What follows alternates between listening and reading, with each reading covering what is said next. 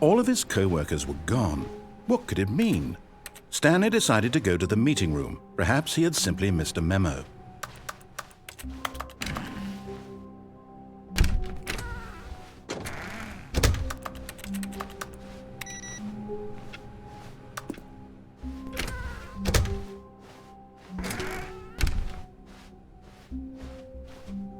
When Stanley came to a set of 2 open doors, this was not the correct way to the meeting room, and Stanley knew it perfectly well.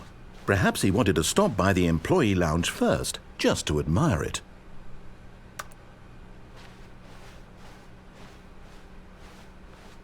Wow, yes, this room.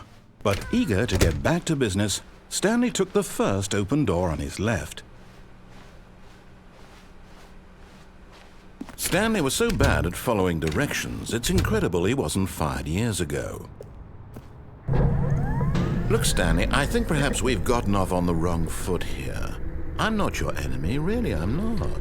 I realize that investing your trust in someone else can be difficult, but the fact is that the story has been about nothing but you all this time. There's someone you've been neglecting, Stanley. Someone you've forgotten about. Please, stop trying to make every decision by yourself. Now, I'm not asking for me, I'm asking for her. This is it, Stanley. Your chance to redeem yourself, to put your work aside, to let her back into your life. She's been waiting. That's her, Stanley. Oh, no, you can't. Did you just unplug the phone? No, that wasn't supposed to be a choice. How did you do that? You actually chose incorrectly? I didn't even know that was possible. Let me double check. No, it's definitely here, clear as day. Stanley picks up the phone. He's taken to his apartment where he finds his wife, and the two pledge themselves to one another. Music comes in, fade to white, roll credits. Not picking up the phone is actually somehow an incorrect course of action. How is that even possible? None of these decisions were supposed to mean anything. I don't understand. How on earth are you making meaningful choices? What did you... Wait a second. Did I just see... No, that's not possible. I can't believe it. How had I not noticed it sooner? You're not Stanley. You're a real person.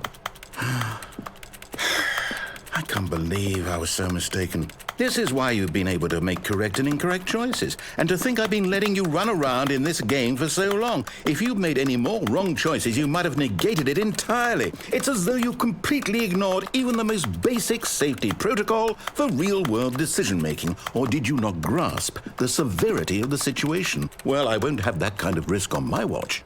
I'm going to stop the game for a moment so we can educate you properly on safe decision-making in the real world. Please observe this helpful instructional video. Choice. It's the best part of being a real person. But if used incorrectly, can also be the most dangerous. For example, in this scenario, a hypothetical real person named Rupert has a choice. He could invent a machine that eliminates food shortages across the world to make life better for all people. Or he could spend years of hard work forgetting how to read. Which choice would you make? Remember that unlike here, the real world makes sense, and at no time should you make a choice that does not conform to rational logic. If you find yourself speaking with a person who does not make sense, in all likelihood, that person is not real. Allow the person to finish their thought, then provide an excuse why you cannot continue talking. Turn to a partner and practice saying, "My goodness, is it 4:30? I'm supposed to be having a back, sack, and crack." Excellent. Making choices on a regular basis is the best part to a healthy decision-making process. Most medical professionals recommend making at least 8 choices per day. Do you make more than 8? Less? And finally, If you begin to wonder if your choices are actually meaningful and whether you'll ever make a significant contribution to the world, just remember that in the vast infiniteness of space, your thoughts and problems are materially insignificant, and the feeling should subside. At this time, your instructor will guide you in an exercise to test and reinforce the material covered in this video. Welcome back. You may have noticed that this room has begun to deteriorate as a result of narrative contradiction. But not to worry. Now that you're properly informed on good decision-making, we're going to revisit a choice you made just a few minutes ago and see what the correct thing to do would have been. This way, please.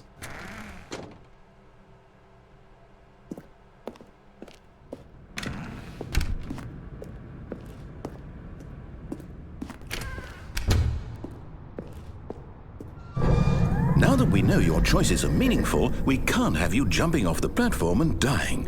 Imagine the main character dying senselessly halfway through the story. That story would make no sense at all. We just need to get you home as soon as possible before the narrative contradiction gets any worse. Unfortunately, it seems this place is not well equipped to deal with reality.